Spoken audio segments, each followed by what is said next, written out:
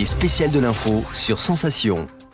Les spéciales de l'info sur Sensation, on parle solidarité aujourd'hui avec le Secours populaire des Yvelines. Je suis avec Aline Grillon, vous êtes chargée de mission et secrétaire départementale au sein du Secours populaire des Yvelines.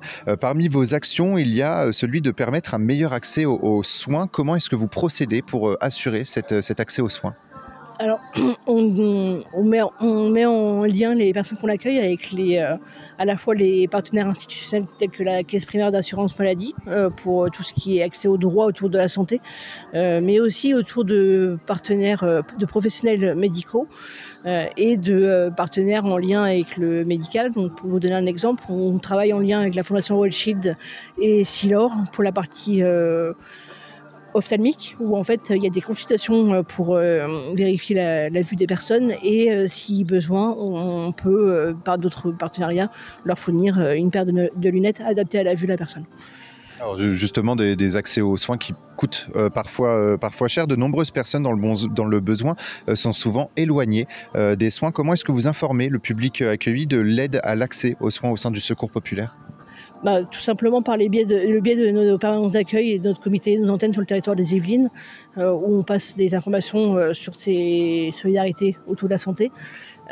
Et après, on met en lien avec on a des médecins bénévoles au sein du Secours populaire qui font le relais avec les professionnels de santé et les partenaires liés au matériel médical.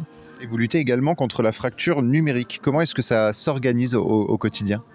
En fait, l'accompagnement autour de la fracture numérique dans nos structures locales, on peut avoir des bénévoles qui, quand on a besoin d'accès aux droits pour la CAF par exemple, ou d'accès à des papiers ou à d'autres démarches administratives, qui peuvent accompagner la personne dans les locaux du Secours populaire ou sur les ordinateurs pour permettre aux familles d'avoir de faire les démarches de manière dématérialisée, parce que ça se généralise de plus en plus, ou leur permettre de comprendre les éléments qui leur sont demandés en termes administratifs.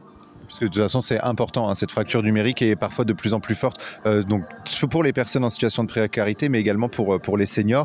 Et donc, vous proposez ce service au sein du Secours populaire. Merci beaucoup, Aline Grillon, d'avoir répondu à nos questions. Nous, on se retrouve très vite sur Sensation pour d'autres thématiques.